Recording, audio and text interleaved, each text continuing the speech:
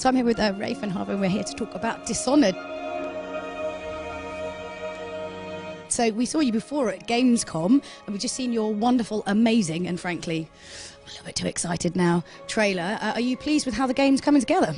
Yeah, I mean, we're thrilled. Raph and I are both been working for 18 years in games, and you know, this is the kind of game that we're totally dedicated to, this immersive first-person game with all of these options and stealth, and so, yeah, we're both really excited. Could you sort of just roughly go through sort of the plot of Dishonored so we can explain it to people who don't know anything about it yet? Right, so you play the role of a supernatural assassin. Initially, you are the bodyguard of the Empress, and you got wrongly accused of a murder. You were there actually while she got killed, and then you were accused. And after that, then you are going to try to find the real culprit and get revenge or clear your name. It's up to you. If you're playing very brutally, there'll be more rats in the alleys. There are more plague victims. There are little bits of story that change. You know, all these different pathways to find your own path and play stealth or combat. Spare everyone or kill everyone, you know, or some combination thereof. I think it is fun, but there are also other ramifications. Would you guys mind if we sort of if you could talk through some of the powers that we've seen here today? We demonstrated you know, the mobility abilities that aren't so much powers, but like sprint and stealth mode and leaning out to see people, climbing and all that. And we demonstrated a wide range of weapons which you can collect money for and upgrade through the course of the game.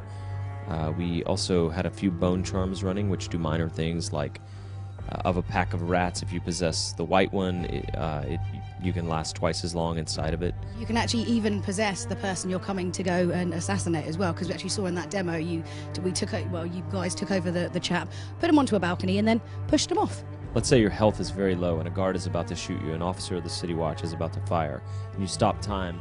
There's a way you can catch the bullet in midair, so there's a puff of smoke in front of the gun and the bullet's hanging there.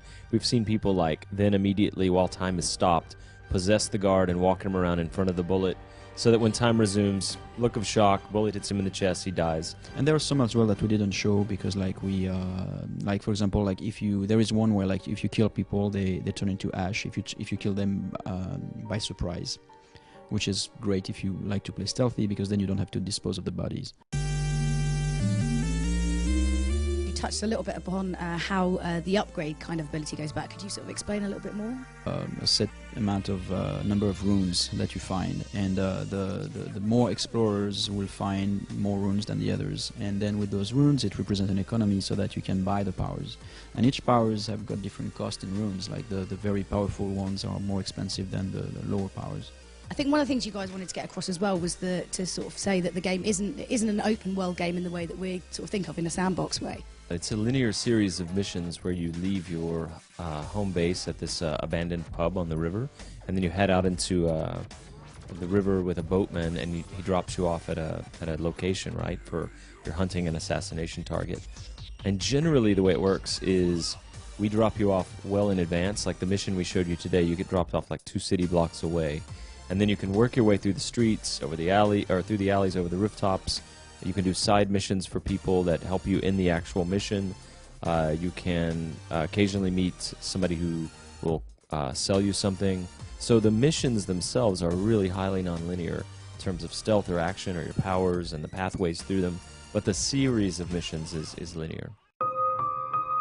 What would you guys say, now that you know the game is kind of further along in development, what is some of the best thing you've seen in the game so far that you're just really super proud of? It's when everything comes together, when you have the AI that really does what you think it should do, or surprises you actually. That's even better. When you are surprised by the systems, then it's the best thing. Like, you know, you try to hide and then there's a rat coming close to you, and then the guard that is actually on patrol stops and turn at the rats and walks towards the rat to stomp it, and you just go, damn, he's gonna see me. Thank you so much. It's looking absolutely incredible. Cannot wait to play this game, and you guys should be just as excited as I am.